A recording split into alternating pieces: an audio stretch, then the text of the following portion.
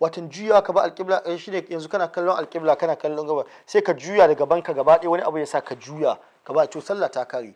amma waiwaye shine wanda ake da wuya gaban ka komai yana fuskantar alƙiblan ka sai ka waiwaya haka. idan da rafkanuwa ne ka waiwaya to babu komai a kanka. idan da gangan ba wani uzuri ba wani lalura yasa ka waiwaya to wannan makaruhi ne.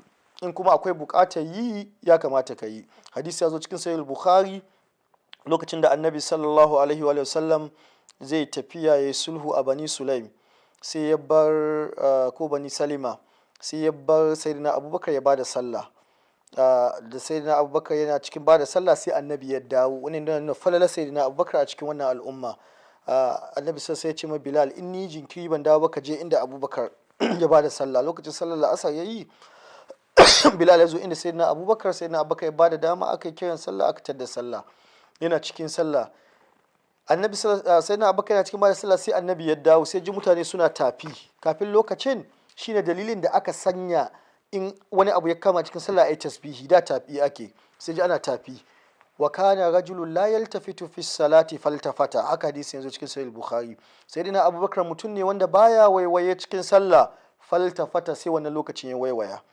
kaga kenan akwai wani uzuri da yasa ya waiwaya. amma in ba haka ba babu wani uzuri. annabi sai ce ikhtilasun yakhtalisuhu ash-shaytanu fi salatil abdi watan wani zabta ne da shedan ke yi ma bawa a cikin sallah tai watan ladanka ta rage da ana cikin sallah kawai kan waiwaya da gangan ladanka ta rage. to amma kaga shi sayyidina abubakar akwai uzuri ya ji ana tafi ya san wani abu ne ya auku baya sai ya tsaya sai ya waiwaya to kaga wannan babu iskali. Zaka ko kai yau in akwai wannan bukata misalin da nake ta bai a karatu sai musulmi da sauransu mutum ne ya sau sabon mashin roba ya aje shi baya ya kabbata sallah Allahu akbar sai ji an kunna roba baya ne 350 ya sa akwai matsala da adashi ya saya da kaza sai ya sauyi ya waiwaya halas ne kai tsawi kana cikin sallah ka waiwaya ka ga ba naka bane sai ka ga ba naka bane abokin ka ne iyyaka na'budu kawai sai ka ci gaba da karatun ka sami Allahu liman amida. domin in baka waiwaya ba matsalar da ake samu ba za ka samu na cikin sallah ba. wancan da muka karanto cikin farilan sallah akwai na natsuwa kana samun roba 350 450 ka aje shi bayan ka je an buga haju to ai ya kamata kai ma kai hajjujuwa ka juya ka gani wane ne naka ne ko ba naka bane.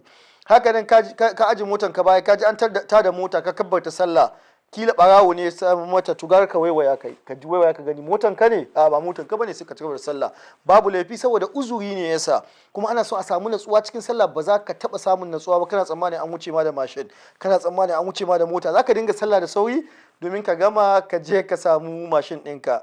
haka ka bar wayanka haka ka ji wani ya shigo da baka yadda da shi ba akwai gidaje zai yi mata tana sallah ta san ta bar wayanta a baya yana caji ta sa caji ta ji wani ya shigo kila kofan a baya yake ba daidai alƙibla yake ba wanda ta san bata yadda da wani ba in wani ne ko kuma za a ga masallaci wallahi ba ni na shigo ba sai ki waiwaya ki gani waye shigo so in waya ki ta bace tana caji ki san wani ne ya shigo lafiya kalau ko kuma ya fita baki natsu ba sai ki waiwaya ki gani sallar wayan ki tana nan akwai haka. in ba haka ba zaki sauran sallan ba natsuwa kuma na rukuni ne cikin sallah shi kuma waye baya kare sallah. don haka akwai irtikabu akhaffu dharraini dole mu abi